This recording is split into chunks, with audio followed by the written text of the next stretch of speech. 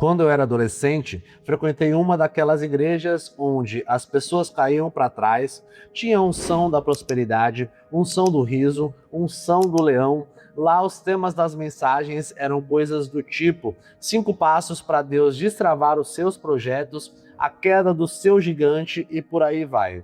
Esses títulos prometiam muito, mas entregavam uma visão totalmente distorcida sobre Deus. Foi a partir de experiências como essa que eu comecei a perceber o quão prejudicial esse sistema pode ser. No vídeo de hoje, vamos falar sobre essa coisa que no passado era conhecida como teologia da prosperidade.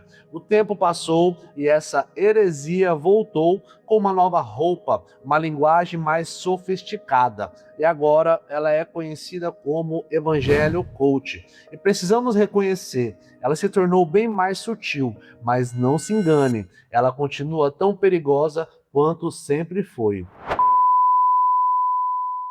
Olá, eu sou Silas Belúcio, sou pastor de congregação assembleiano e esse é mais um episódio da série Problemas nas Igrejas. Aqui a gente conversa com honestidade sobre todas as coisas que estão adoecendo o corpo de Cristo.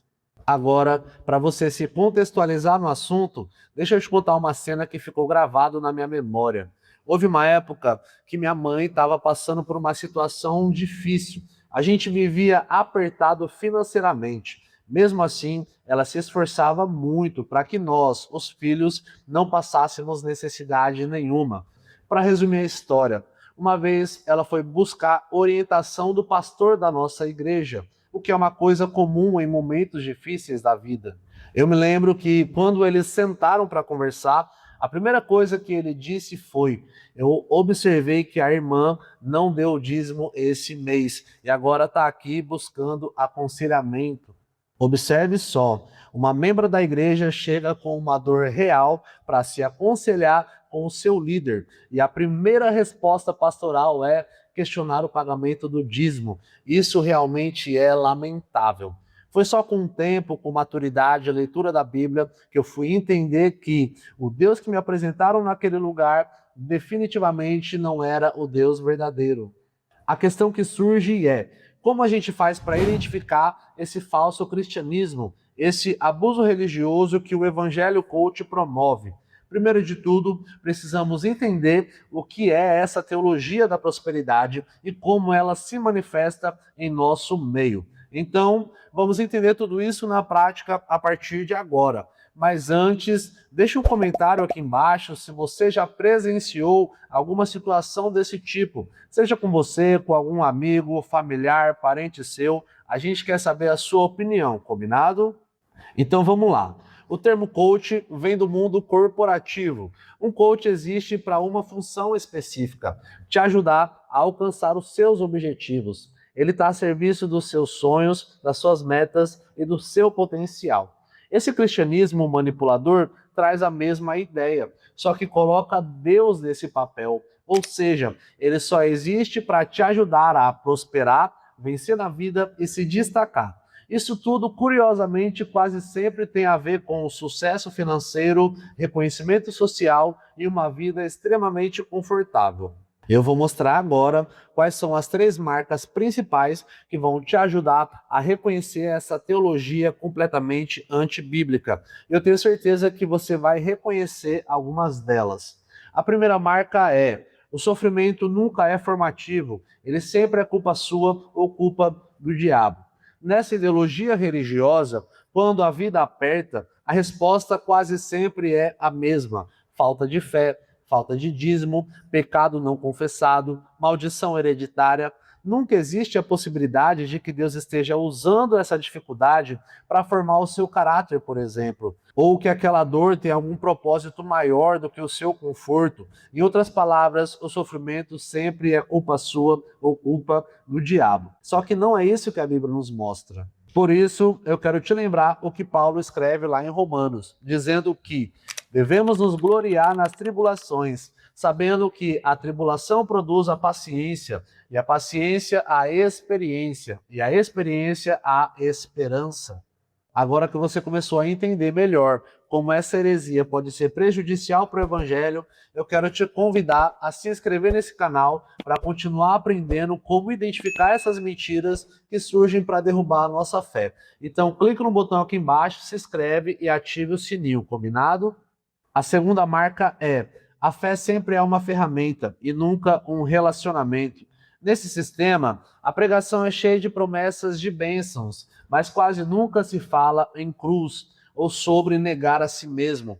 E nesse contexto, você não exerce a fé porque confia em Deus, mas sim porque ela funciona como uma lei espiritual, onde você semeia, declara, cumpre o ritual e o resultado vem. Ou seja, a fé é apresentada como se fosse uma força que você ativa para obter resultados. E se aplicada corretamente, garante retorno quase que instantaneamente. Só que isso não é a fé bíblica, isso é magia disfarçada de linguagem cristã. A terceira marca é a mais sutil. Se trata da vingança emocional como combustível espiritual. Mas o que isso quer dizer afinal? Vamos lá que eu vou te explicar. Com certeza você já viu alguma pregação do tipo: aqueles que te humilharam vão ter que reconhecer que Deus é na sua vida. Ou quem duvidou de você vai ver a reviravolta que Deus vai fazer na sua vida. E isso emociona. Eu sei que emociona. Afinal, todos nós carregamos alguma ferida de rejeição nas nossas almas. Mas eu quero te lembrar que o Evangelho Bíblico não alimenta o seu desejo de ser reconhecido pelaquele que te machucou, que te rejeitou. Muito pelo contrário, ele te convida a perdoar. Mateus 5,44, palavras do próprio Jesus. Amai os vossos inimigos e orai pelos que vos perseguem. E essas são as três principais características dessa heresia. Observe que quando a gente junta tudo isso, nós não temos o Evangelho. O que nós temos é uma filosofia de autoajuda travestida de mensagem bíblica. Agora, me diz aí nos comentários, você já conhecia alguma dessas características? Tem alguma outra que você lembrou e que eu esqueci? Se tem, deixa aí nos comentários também. O que precisamos saber é que apenas reconhecer o Evangelho Coach e a teologia da prosperidade não resolve de nada, se a gente não tiver ferramentas para combater essa heresia. E para isso, precisamos analisar o que a Bíblia diz sobre esses assuntos. Então vamos lá direto ao ponto. Em Marcos 1,15, o resumo da primeira pregação pública de Jesus é: arrependei-vos e crede no Evangelho. Essa palavrinha que quase nunca a gente escuta falar é a porta de entrada para o reino dos céus. Essa terra, aliás, é passageira.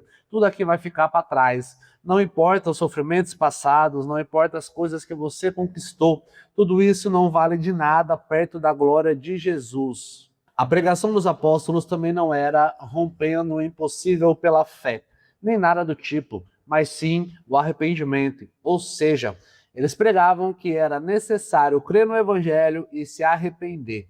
Como o próprio apóstolo Paulo disse aos Coríntios: porque nada me propus saber entre vós, senão a Jesus Cristo e este crucificado.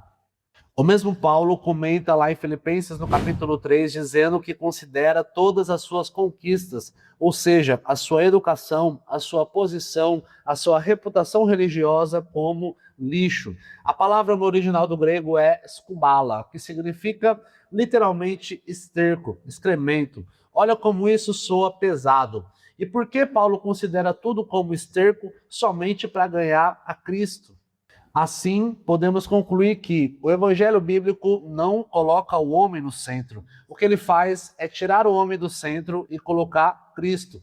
Não porque Deus precisa provar algo para alguém de forma alguma. O que isso significa é que, quando Cristo está no centro, tudo mais encontra o seu lugar, incluindo as nossas necessidades, as nossas dores e, é claro, também as nossas bênçãos. E antes que você saia desse vídeo dizendo que eu sou contra o favor divino, ou que eu estou dizendo que Deus não abençoa, eu quero deixar claro que eu acredito sim na prosperidade e nas promessas de Deus para nós. Eu, junto com a minha família, sou prova viva disso. São tantas provisões, tanta prosperidade na nossa vida que jamais poderíamos imaginar. Mas a bênção na Bíblia surge como uma consequência de uma vida entregue a Deus. Ou seja, ela não é o objetivo central da nossa fé. É por isso que eu sempre digo que o evangelho bíblico é libertador. Exatamente porque ele tira esse peso, esse fardo das nossas costas. Deixa eu te falar uma coisa: você não precisa provar nada para ninguém. Você não precisa de vitória pública para confirmar que Deus é na sua vida. Você não precisa que os seus inimigos reconheçam o seu valor. Deus já está conosco em todos os momentos da nossa caminhada. Ele já sabe o valor que temos. Aliás, ele pagou um alto preço por nós, justamente por conhecer esse valor. Nós já somos reconhecidos pelo único que importa. Em Cristo, você é filho de Deus, cordeiro, amado e completo. E esse é o evangelho que vale a pena ser vivido, porque ele te dá um Jesus real. E esse não promete uma vida fácil, mas ele é aquele que diz que você nunca estará sozinho. Ele não promete que os seus inimigos serão derrotados com o fogo do céu, mas ele te convida a perdoá-los, a amá-los e a ajudá-los se for necessário. Esse Jesus é bem mais exigente do que o do Evangelho Coach, mas pode ter certeza que ele é tudo o que você precisa nessa vida. E para encerrar, eu quero deixar para a nossa meditação lá em Lucas capítulo 9, versículo 23, onde Jesus diz: se alguém quer vir após mim, negue-se a si mesmo, tome a sua cruz a cada dia e siga-me. Seguir a Cristo não é um evento único de conversão, mas sim uma decisão diária de colocar a vontade de Deus acima da sua. Esse vídeo faz parte da série Problemas nas Igrejas. Os outros episódios estão aqui embaixo na descrição. Vale a pena assistir completo, caso você ainda não tenha visto. E se esse vídeo falou com você de alguma forma, deixe o seu like. Isso ajuda o YouTube a entregar essa mensagem para o máximo de pessoas possível. E se você deseja viver o Evangelho com sinceridade e responsabilidade, se inscreve nesse canal para não perder nenhum dos nossos conteúdos. Um grande abraço e até a próxima.